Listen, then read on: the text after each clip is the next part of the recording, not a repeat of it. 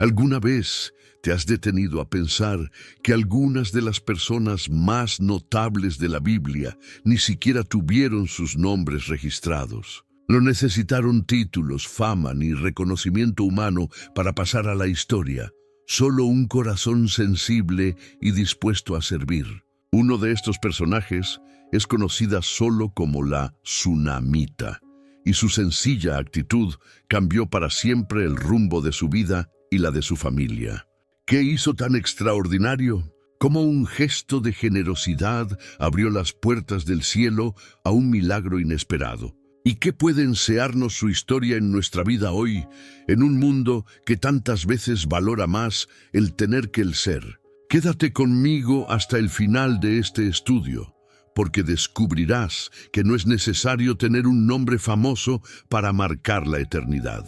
A veces basta con abrir la puerta de tu casa, reservar un espacio para Dios y dejar que Él haga el resto. Antes de continuar, aprovecha para darle me gusta a este video, suscribirte al canal y activar la campanita, porque aquí encontrarás mensajes que fortalecerán tu fe y traerán nuevas revelaciones para tu camino con Dios. Aunque su nombre no quedó registrado en las Escrituras, su proceder fue suficiente para inmortalizarla en las páginas de la fe.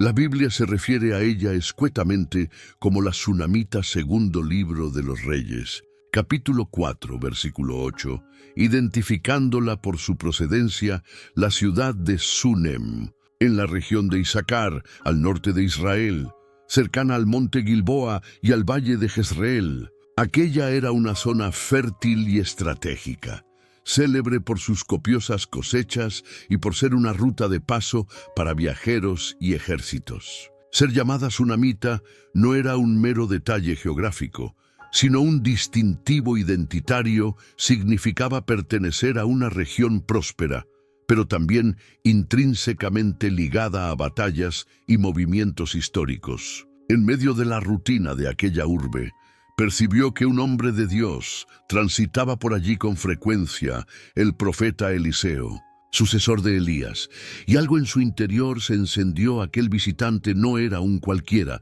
sino un siervo del Altísimo. Sin esperar nada a cambio, lo invitó a comer pan en su morada. El sencillo gesto se tornó costumbre, y Eliseo se detenía invariablemente allí cada vez que pasaba por Sunem. Su generosidad, sin embargo, trascendió lo esperado. Sugirió a su esposo la edificación de una habitación para el profeta, equipada con cama, mesa, silla y candelero. En una época en que la hospitalidad era una virtud cardinal en Oriente Medio, el acto de la Tsunamita rebasó la mera etiqueta. Erigió un santuario en su propia casa. Es relevante destacar que ella no buscaba milagros, no pretendía negociar con la divinidad. Su benevolencia era genuina, emanada de un corazón agradecido y atento. La alcoba que levantó con ladrillos y fe se convertiría en el escenario de una de las narrativas más conmovedoras del Antiguo Testamento. En la cultura hebrea, acoger a un profeta equivalía a honrar la presencia misma de Dios, y tal deferencia no pasaría inadvertida. La Biblia no consigna oraciones explícitas suyas implorando por un hijo. No hay súplicas públicas, ni lágrimas vertidas ante la multitud. Sin embargo, en el sigilo del alma existía un vacío que solo Dios conocía. Aún sin exteriorizar su aflicción, optó por enfocarse en lo que podía ofrecer, en lugar de lo que le faltaba. De esta forma, su magnanimidad preparó un terreno propicio para la intervención divina, sin que ella hubiera siquiera articulado una petición. Esto nos revela algo profundo cuando honramos la presencia de Dios. Él se desenvuelve con libertad en nuestro hogar. Al abrir las puertas a Eliseo, ella estaba allanando el camino para que el cielo interviniera en su historia. A veces, el mayor prodigio se gesta en una habitación reservada, en un pan compartido, en un gesto de veneración que parece insignificante, pero que es percibido por el Eterno. La mujer tsunamita nos enseña que no es necesario ostentar un nombre célebre ni un título espiritual para dejar huella en la eternidad. Basta un corazón sensible, dispuesto a servir, capaz de percibir la presencia de Dios cuando ésta se manifiesta. Así, una mujer anónima de Sunén se inscribió en la historia, siendo recordada hasta nuestros días como un paradigma de generosidad y fe práctica. Tras tantos actos de bondad, Eliseo deseó retribuirle. Le ofreció influencia ante el rey o el comandante del ejército, pero ella declinó. Afirmó que vivía plácidamente entre su gente, sin menester de favores políticos o militares. Era como si proclamara: yo no sirvo esperando una recompensa. Mas Dios conocía el anhelo oculto en su corazón. Y así, el siervo de Eliseo percibió lo que nadie osaba verbalizar: ella no tenía descendencia, y su esposo ya contaba con avanzada edad. En aquella época, en Israel, carecer de un heredero se consideraba una pérdida mayúscula, una suerte de oprobio público. Aun sin que ella lo solicitara, el Dios que escudría los secretos del alma ya estaba gestando una respuesta. Fue entonces que Eliseo la convocó y con autoridad profética sentenció: hacia esta época, dentro de un ao, abrazarás un hijo. Ella se sintió desconcertada, casi atemorizada. Expresó: no mientas a tu sierva. Quizás ya había padecido la amargura de esperanzas frustradas. Tal vez su corazón se había endurecido a lo largo de años de espera infructuosa. Pero la palabra liberada por Dios a través del profeta no retorna sin haber cumplido su propósito. Y así, con exactitud como Eliseo lo había vaticinado, en el tiempo determinado ella dio a luz un varón. Un infante sano, un milagro viviente, una promesa que ella no se atrevió a implorar, pero que el cielo eligió conferir. La vida floreció donde reinaba la esterilidad. Este episodio desvela uno de los atributos más sublimes del carácter divino. Él bendice incluso cuando no se le pide, pues ve aquello que permanece oculto a los demás. Él visita los recónditos del alma que albergan dolores ancestrales y en el momento propicio propicia el nacimiento de lo que parecía inalcanzable.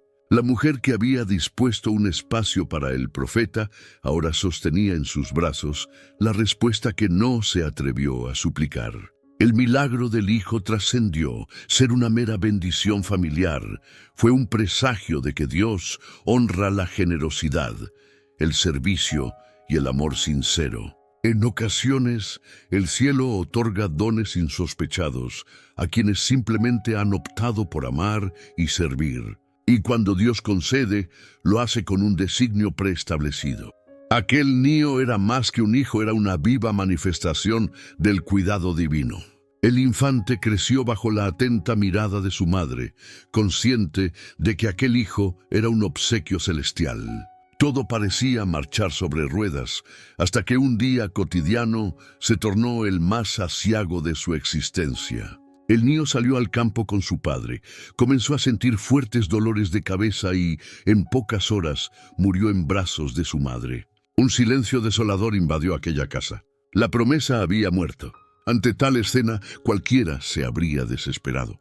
Pero aquella mujer hizo algo sorprendente. En lugar de llorar, gritar o avisar a todos, subió al aposento del profeta, acostó al niño en la cama donde Eliseo dormía y cerró la puerta. Era como si dijera: aquí nació la promesa y aquí será restaurada. Se negó a enterrar el milagro. Sin contarle a su marido lo sucedido, pidió un ciervo y un asno para ir al encuentro de Eliseo. Cuando le preguntaron, respondió simplemente: todo va bien. ¿Cómo es posible decir eso cuando el corazón está hecho pedazos? Estaba viviendo la fe que trasciende la desesperación. La confianza que no necesita explicaciones, solo acción. La tsunamita no negó el dolor, pero tampoco lo alimentó. En cambio, corrió hacia el profeta que había sido el canal del milagro. Y al encontrarlo, se aferró a sus pies, decidida a no irse sin una respuesta. Su fe no gritaba, pero persistía. Era una fe que decía: si Dios comenzó esta obra, no la dejará terminar en tragedia. Eliseo comprendió la gravedad de la situación. Ella no acudió a él por un favor cualquiera, acudió porque le habían arrebatado algo precioso. El profeta envió a Giezi con su báculo, pero nada sucedió. La mujer no se conformaba con intercesores, quería la presencia del hombre de Dios, de aquel que había declarado vida sobre su vientre. Esta parte de la historia nos enseña que incluso las promesas pueden tambalearse, pero también muestra que la fe no es ausencia de dolor, sino saber dónde buscar ayuda cuando éste nos golpea. La tsunamita no huyó de la tragedia. Corrió hacia Dios con ella en brazos y dijo, con actitud y fe, no acepto perder lo que vino del cielo. Eliseo no vaciló. Se levantó y la acompañó hasta Sunem. Al llegar, entró en la habitación, la misma que años atrás había sido preparada con tanto esmero por la tsunamita. Ahora allí yacía el niño sin vida, tendido sobre la cama del profeta. El lugar de la hospitalidad se había transformado en el escenario de una lucha espiritual por la vida. La primera acción de Eliseo fue cerrar la puerta y orar al Señor. Este detalle encierra una profunda lección. Hay batallas que solo se ganan en la intimidad, lejos de miradas indiscretas, en un espacio donde solo Dios y la fe tienen cabida. Eliseo sabía que no bastaban las fórmulas ni los objetos, era imperativo clamar con fervor e intimidad. Acto seguido, el profeta se recostó sobre el niño, cuerpo con cuerpo, ojos con ojos, manos con manos. Era un gesto profético, de transferencia, de identificación. Gradualmente, el cuerpo del infante comenzó a recuperar calor. Sin embargo, la vida aún no había retornado. Eliseo se incorporó, caminó por el aposento, regresó y se volvió a tender. Insistió, perseveró, oró una vez más. Y entonces aconteció lo insólito, el niño estornudó 7 veces y abrió los ojos. 7, el número de la perfección, de la plenitud. La vida había retornado por completo. No se trataba de una simple reanimación, sino de una resurrección total. Aquello que estaba muerto volvió con pleno vigor, porque Dios había decidido obrar a través de la fe y la persistencia. Eliseo llamó a la mujer y le dijo, toma a tu hijo. Ella entró, vio al niño de pie y cayó a los pies del profeta en gratitud. Su corazón, antes desolado, ahora rebosaba de adoración. El Dios que concedió el milagro no permitió que su sierva terminara en luto. Restauró la vida, la esperanza y la fe de su fiel sierva. La misma habitación que fue testigo del milagro de la concepción, ahora celebraba la victoria sobre la muerte. Cuando algo nace en un lugar consagrado a Dios, ni siquiera la muerte tiene poder definitivo sobre ello. El cuarto de la fe se convirtió en el altar de la resurrección. Y esta mujer, una vez más, demostró que la fe y la obediencia conmueven el corazón celestial. Uno de los detalles más intrigantes de esta historia es que, al morir el niño, la mujer no le comunicó a su esposo lo sucedido. Simplemente solicitó que preparara un ciervo y una mula, aduciendo que iría al encuentro del profeta. Esto evidencia la profunda confianza que albergaba en que la muerte no era el final. Ocultó su dolor para salvaguardar la fe que aún ardía en su interior. Otro punto de gran relevancia reside en el aposento que ella construyó para Eliseo. Aquello no era meramente un espacio físico, sino un lugar espiritual, apartado y consagrado. Y fue precisamente allí donde la promesa nació y resucitó. El lugar que ella preparó con generosidad se convirtió en el escenario de un milagro que trascendería generaciones. Quien honra la presencia de Dios cosecha resultados eternos. El número 7, en los 7 estornudos del niño, también es altamente simbólico. En la Biblia, el 7 representa plenitud, perfección y consumación divina. No fue un estornudo ni 2, sino 7. Era como si Dios dijera, estoy restaurando completamente. Nada faltará. Estoy sellando la victoria. Incluso los detalles más pequeños portan mensajes del cielo. Otro detalle es la actitud de Giezi, el siervo del profeta, quien actuó con frialdad y sin fe. Cuando Eliseo lo envió con su bastón, nada ocurrió. Esto demuestra que los instrumentos sin unción no funcionan. La mujer tsunamita solo descansó cuando el propio Eliseo fue con ella. A veces, La respuesta no llega a través de atajos, sino mediante la presencia y la entrega total. También es curioso cómo la fe de la mujer fue silenciosa, pero firme. En ningún momento gritó, se quejó o murmuró, pero sus acciones clamaban confianza. Sus palabras, todo va bien, revelan un corazón que no vive por las circunstancias, sino por lo que cree. La fe no necesita ser ruidosa para ser poderosa. Solo necesita ser real. Finalmente, el gesto de colocar al niño en el cuarto del profeta y no en su propia cama revela discernimiento espiritual. Ella sabía dónde había comenzado la promesa y sabía dónde podría ser restaurada. A veces necesitamos tener el coraje de llevar nuestro dolor de vuelta al lugar donde habita la presencia de Dios. Allí es donde la vida regresa. Allí es donde lo imposible sucede. La primera gran lección que esta mujer nos enseña es que la generosidad desinteresada mueve el cielo. Sirvió al profeta sin buscar recompensas. Su bondad abrió puertas a un milagro que ella jamás osó pedir. Como dice Proverbios 11:25, el alma generosa prosperará, y el que refrige también será refrigerado. Cuando bendecimos sin esperar nada, somos sorprendidos por la mano de Dios. Ella también nos enseña sobre el poder de la fe silenciosa. En lugar de desesperación, declaró con firmeza, todo va bien, segundo Reyes 4, versículo 23. Incluso con el hijo muerto, confesó vida. Esto hace eco a Romanos 4:17. Dios llama a las cosas que no son como si ya fueran.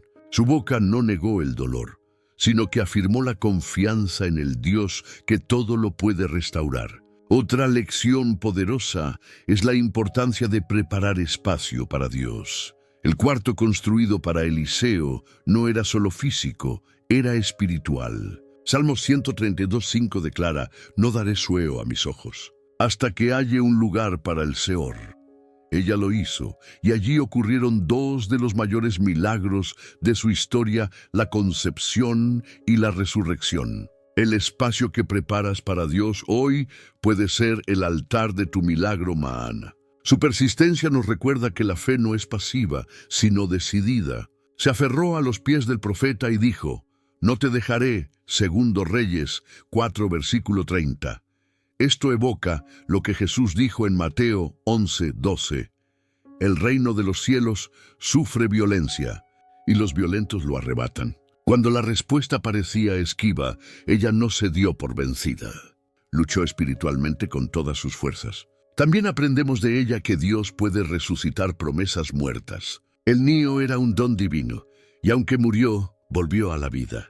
Juan 11, versículo 25 dice, yo soy la resurrección y la vida, el que cree en mí, aunque muera, vivirá. No importa cuán inerte parezca tu situación, cuando Dios entra en la habitación, la muerte pierde su poder. Finalmente, la tsunamita nos muestra que aquel que sirve a Dios con sinceridad jamás será desamparado. Segundo libro de los Reyes, capítulo 8, versículos del 1 al 6, fue protegida durante una hambruna y restaurada en todo. Salmos 37, versículo 25 lo confirma. Joven fui y he envejecido, y no he visto al justo desamparado, ni su descendencia que mendigue pan. La fidelidad de Dios acompaña a quien vive con fe, honra y un corazón abierto. La mujer tsunamita es un testimonio viviente de que la fe silenciosa, la honra sincera y la perseverancia ante el dolor pueden abrir las puertas a milagros que cambian destinos. Su historia nos recuerda que no necesitamos títulos ni reconocimiento humano para ser vistos por Dios. Basta un corazón dispuesto a servir, confiar y mantenerse firme. Ella preparó un espacio para el profeta y sin darse cuenta, preparó un lugar para la gloria de Dios en su hogar. Declaró vida cuando todo olía a muerte. Se aferró a la promesa incluso cuando todo parecía perdido. Y al final, no solo experimentó lo imposible, sino que también fue protegida y restaurada en medio de las crisis de su generación. Y así como la tsunamita, tú también puedes vivir esta realidad. Ábrele espacio a Dios en tu vida, incluso en medio del silencio. Honra su presencia incluso sin pedir nada a cambio. Cree que las promesas aparentemente muertas pueden volver a respirar cuando el Seor entra en la habitación. Si este mensaje te ha tocado, escribe en los comentarios: voy a prepararle espacio a Dios. No olvides dar me gusta a este video, compartirlo con alguien que necesite escuchar esta palabra y suscribirte al canal para seguir recibiendo mensajes que fortalecen la fe y renuevan la esperanza. Porque cuando le abrimos espacio a Dios, el milagro encuentra lugar para suceder.